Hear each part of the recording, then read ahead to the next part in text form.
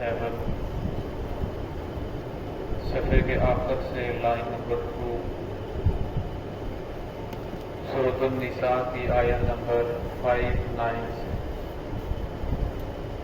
اعوذ باللہ من الشیطان الرجیم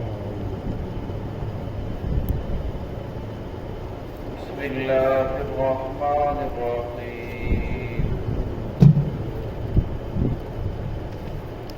ألم تر إلى الذين يزعمون أنهم آمنوا بما أنزل إليك وما أنزل من قبلك يريدون أن يتحاكموا إلى الطاغوت وقد أمروا أن يكفروا به ويريد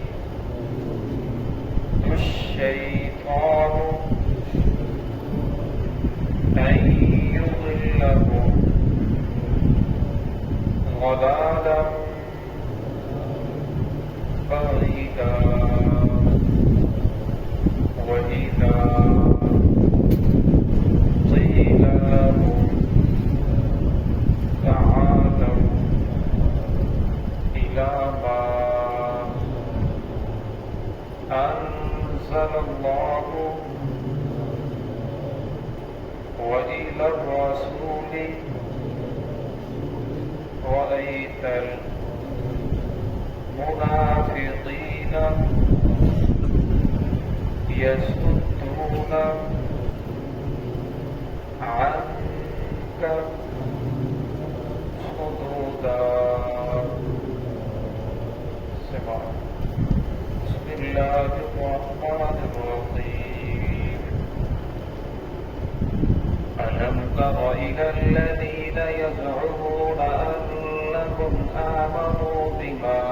أنزل إليك وما أنزل من قبلك يريدون أن يتحاكموا إلى الطاغوت فقد أمروا أن يكفروا به ويريد الشيطان أن يضلهم ضلالا بعيدا وإذا قيل لهم تعالوا إلى ما أنزل الله وإلى الرسول رأيت المنافقين يصدون عنك صدودا. ألم تر إلى الذين يزعمون کیا تو نے دیکھا ہے ان لوگوں کی طرف یزعمون جو دعویٰ کرتے ہیں انہم آمنوا کہ بے شک وہ ایمان لے کر آئے ہیں بما انزل الیک اس چیز پر جو نازل کیا گیا آپ کی طرف یعنی محمد الرسول اللہ صلی اللہ علیہ وسلم کی طرف وما انزل من قبلک اور اس چیز پر ایمان لے کر آئے جو نازل کیا گیا آپ سے پہلوں کی طرف یعنی تورات زبور انجیل پر یریدون ان یتحاکموا اور وہ ارادہ کرتے ہیں یہ کہ وہ لے جائیں اپنے فیصلوں کو الی الطاغوت شیطانوں کی طرف وقد امروا ان یکفروا بہ تحقیق انہیں حکم دیا گیا ہے کہ وہ انکار کریں ان کا. اس سے مراد کعب بن اشرف یہودی ہے. یرید الشیطان ان یضلهم ضلالا بعیدا شیطان ارادہ کرتا ہے کہ وہ کو انہیں گمراہ کر دے دور کی گمراہی کے اندر. وَإِذَا قِيلَ لَهُمْ تَعَالَوْا اور جب انہیں کہا جاتا ہے آؤ اس چیز کی طرف جو نازل کیا ہے اللہ رب العزت نے اور آؤ رسول کی طرف رأیت المنافقین تو دیکھے گا منافقین کو وہ آپ سے اعراض کرتے ہیں. اس آیت کا شان نزول یہ ہے مدینہ طیبہ کے اندر 5 خاندان بڑے بڑے آباد تھے، جن میں سے 3 یہود کے تھے اور 2 منافقین 2 مشرکین کے تھے اور اس پر خزرج۔ لیکن مدینہ کے اندر جو تسلط تھا وہ یہود کا تھا، کاروباری اعتبار سے بھی یہی سٹرونگ تھے، پڑھائی کے اعتبار سے بھی ہر اعتبار سے انہیں قوت حاصل تھی۔ اور یہاں تک کہ جو دوسری دونوں قومیں تھیں، اوس اور خزرج جو مشرک تھے، ان کی آپس کے اندر بہت زیادہ جنگیں ہوتی تھی، بہت لڑائیاں ہوتی تھی، جس کی وجہ سے وہ ان کے ساتھ ملے رہتے تھے، ان کے سایہ تسلط رہتے تھے۔ یہاں تک کہ یہود کا ان کے اوپر یہاں تک اثر تھا کہ اگر وہ کسی جگہ اپنی بچی یا بچے کی شادی بھی کرنا چاہتے تو ان کی اجازت کے بغیر کر نہیں سکتے تھے۔ اور اس دور کے اندر یہ تھا، آج کے دور کی طرح تو نہیں تھا جس طرح آج کل رجسٹری ہے، انتقال ہے۔ اس دور کے اندر یہی تھا کہ باپ دادا کی جو زمین چل رہی ہے، جو باپ دادا شروع سے بیٹھے ہیں، جو جس گھر کے اندر بیٹھا ہے، جس ملکیت میں چلی آ رہی ہے، وہ اسی کی زمین ہوتی تھی۔ تو ایک یہودی ایک زمین تھی جو بظاہر یہودی کی زمین تھی، حقیقت یہودی کی زمین تھی، لیکن منافق نے اس کے اوپر قبضہ کر لیا تھا، جو بظاہر اپنے آپ کو مسلمان ظاہر کر رہا تھا، محمد رسول اللہ صلی اللہ علیہ وسلم کا کلمہ بھی پڑھتا تھا۔ اب جب دونوں کے اندر اختلاف ہوا تو لوگوں نے دونوں کی لڑائی کو ختم کرنے کے لیے آپ دونوں کو سمجھایا، لیکن جب بات نہ سمجھی تو کہا کہ کسی بڑے سے فیصلہ کروا لیں۔ اب یہودی کہنے لگا کہ آپ کے نبی محمد الرسول اللہ صلی اللہ علیہ وسلم کے پاس چلتے ہیں، مجھے اس کی بات کے اوپر یقین ہے، وہ جو فیصلہ کریں گے مجھے قبول ہے۔ لیکن جو منافق تھا بشیر نامی، وہ کہنے لگا کہ نہیں نہیں، تو کافر ہے، تو یہودی ہے، تو کیسے ہمارے نبی سے فیصلہ کروائے گا، لہذا ہم کعب بن اشرف یہودی کے پاس چلتے ہیں۔ تو اس یہودی نے کہا کہ اس کے پاس تو میں نے نہیں جانا، کیونکہ یہ کوئی مذہبی فیصلہ تو نہیں ہے، اسلام یہ تو عام معاملہ ہے، تو اس کے بارے میں ہم نے فیصلہ کروانا ہے۔ تو وہ تمام یہودی کہنے لگے جو تھے اس کے برادری والے، خاندان والے، کہ ہم اس بات پر متفق ہیں، رسول اللہ صلی اللہ علیہ وسلم جو بھی بات کریں گے تو ہم مانیں گے۔ کچھ دن یہ معاملہ چلتا رہا، پھر آخر جو منافقین تھے وہ بھی اس بات کے اوپر مطمئن ہو گئے کہ آپ صلی اللہ علیہ وسلم جو بھی فیصلہ کریں ہم آپ صلی اللہ علیہ وسلم کی بات کو مانیں گے۔ اس فیصلے کو لے کر وہ رسول اللہ صلی اللہ علیہ وسلم کے پاس گئے۔ آپ صلی اللہ علیہ وسلم نے کوئی علیحدہ دفتر یا کوئی چیز نہیں بنائی تھی کہ جس کے اندر فیصلے کرتے تھے، بلکہ مسجد کے اندر ہی فیصلے ہوتے تھے، یا آپ صلی اللہ علیہ وسلم گھر کے اندر ہوتے یا کسی اور جگہ ہوتے، جہاں بھی معاملہ آ جاتا وہیں دونوں فریقین کی بات سنتے اور فیصلہ کر دیتے۔ اور جب یہ لوگ مسجد کے اندر پہنچے تو اردو کافی مجمع تھا، تو ان لوگوں نے کہا ہم اپنا فیصلہ کروانے کے لیے آئے ہیں۔ تو آپ صلی اللہ علیہ وسلم نے پوچھا کیا میں جو فیصلہ کروں آپ دونوں اس بات پر متفق ہیں، میری بات کو مانیں گے؟ تو منافقین نے بھی کہا کہ بالکل ہم آپ کی بات کو مانیں گے، یہودی نے بھی کہا کہ بالکل ہم آپ کی بات کو مانیں گے۔ تو رسول اللہ صلی اللہ علیہ وسلم نے دونوں کی بات کو سنا۔ دونوں کی بات کو سننے کے بعد تو آپ صلی اللہ علیہ وسلم نے منافق کو فرمایا کہ یہ زمین اس یہودی کی ہے، لہذا اسے واپس کر دے۔ اب اس نے وہاں تو بات کو مان دیا، لیکن دل کے اندر سے میں تو مسلمان ہوں، کلمہ پڑھنے والا ہوں، یہ یہودی ہے، لہذا عمر رضی اللہ عنہ کفار کے بارے میں بڑے سخت ہیں، اشداء علی الکفار، وہ تو کفار کے بارے میں بڑے سخت ہیں، لہذا یہ فیصلہ عمر رضی اللہ عنہ کے پاس لے کر جاتا ہوں، عمر رضی اللہ عنہ فیصلہ میرے حق میں ہی کریں گے۔ حالانکہ حقیقتاً وہ جھوٹا تھا۔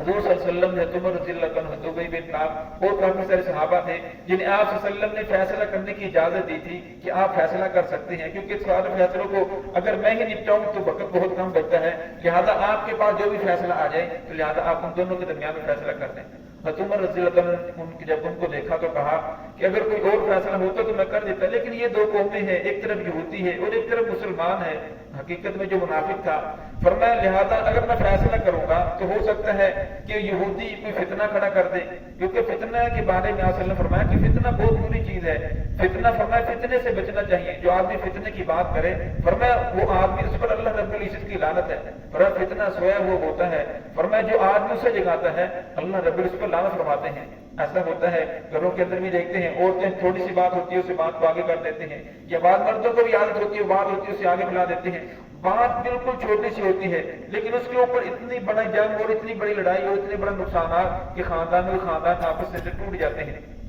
تو اس لیے فرمایا ہر ایسی بات جسے فتنہ پھیلے، فرمایا وہ حقیقت بھی ہو تو انسان کو اس سے بچنا چاہیے تاکہ فتنہ نہ پھیلے، تو مسلمانوں کے اندر جھگڑا نہ ہو، تو مسلمانوں کے اندر لڑائی نہ ہو۔ تو عمر رضی اللہ عنہ فرمایا کہ لہذا آپ محمد الرسول اللہ صلی اللہ علیہ وسلم کے پاس لے جائیں، آپ صلی اللہ علیہ وسلم جو فیصلہ کریں گے تو وہ بہتر ہے، میں فیصلہ کروں گا تو ہو سکتا ہے مسائل کھڑے ہو جائیں گے۔ تو وہ یہودی سمجھدار تھا، وہ کہنے لگا کہ حضرت جو فیصلہ آپ صلی اللہ علیہ وسلم نے میرے حق کے اندر کر دیا ہے، انہوں نے پوچھا کہ آپ کے حق کے اندر کیا ہے؟ منافق کہنے لگا کہ بالکل آپ کے حق میرے ان کے حق کے اندر کر دیا ہے۔ تو حضرت عمر رضی اللہ عنہ نے فرمایا کہ آپ یہاں بیٹھیں، گھر کے اندر گئے اور تلوار اٹھائی اور لا کر اس جو منافق تھا بشیر نامی، اس کا سر قلم کر دیا۔ جب اس کا سر قلم کیا تو منافقین نے شور مچایا کہ دیکھو ایک مسلمان کو قتل کر دیا، ایک نیک آدمی کو قتل کر دیا، اور وہ ویلا مچاتے ہوئے رسول اللہ صلی اللہ علیہ وسلم کے پاس گئے۔ تو ان آیات کے اندر آگے بھی کل کے اندر آئے گا، تو اسی کا تذکرہ چل رہا ہے۔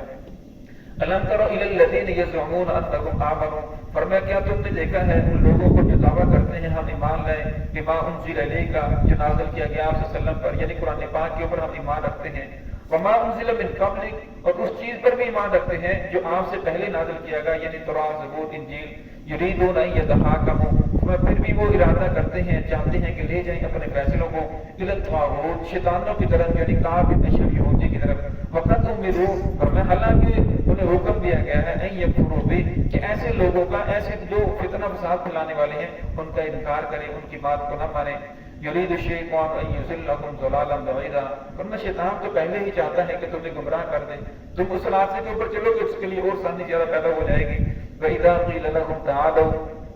اور فرمایا جب انہیں کہا جاتا ہے آؤ اس چیز کی طرف جو نازل کیا ہے اللہ رب العزت نے، وَإِلَى الرَّسُولِ، اور اس کے رسول نے، رَأَيْتَ الْمُنَافِقِينَ، پھر منافقین اعراض کرتے ہیں، آپ صلی اللہ علیہ وسلم کے پاس جانا نہیں چاہتے، حالانکہ اپنے آپ کو مسلمان ظاہر کرتے ہیں، مسلمانی کا دعویٰ کر رہے ہیں، لیکن فیصلہ محمد الرسول اللہ صلی اللہ علیہ وسلم سے کروانا نہیں چاہتے، کیونکہ انہیں معلوم تھا کہ آپ صلی اللہ علیہ وسلم یہ نہیں دیکھیں گے یہ مسلمان ہے یہ کافر ہے، بلکہ آپ صلی اللہ علیہ وسلم نے تو جو فیصلہ حق ہے، جو بات حق ہے، اسی کے حق میں فیصلہ کرنا ہے۔ تو اللہ رب العزت نے ان آیات کے اندر آگے تذکرہ آئے گا، عمر رضی اللہ عنہ کو فرمایا کہ آپ عمر رضی اللہ جھوٹے نہیں ہیں، بلکہ یہ ان لوگوں کے اپنے ہاتھوں کے کرتوت ہیں۔ آپ صلی اللہ علیہ وسلم کے فیصلے کے بعد کسی کا فیصلہ نہیں ہو سکتا، آپ صلی اللہ علیہ وسلم کے فیصلے کو کوئی رد نہیں کر سکتا، عدالت عظمیٰ کا فیصلہ کوئی چھوٹی عدالت اسے نہیں کر سکتی، فرمایا جب بڑی عدالت کے اندر فیصلہ ہو گیا، اب کوئی اسے لٹاتا ہے یا کہتا ہے کہ میں اسے نہیں مانتا، فرمایا اس کی سزا یہی ہے۔ جو ہے کہ اللہ رب العزت ہمیں محمد الرسول اللہ صلی اللہ علیہ وسلم کی محبت نصیب فرمائے۔ بسم اللہ۔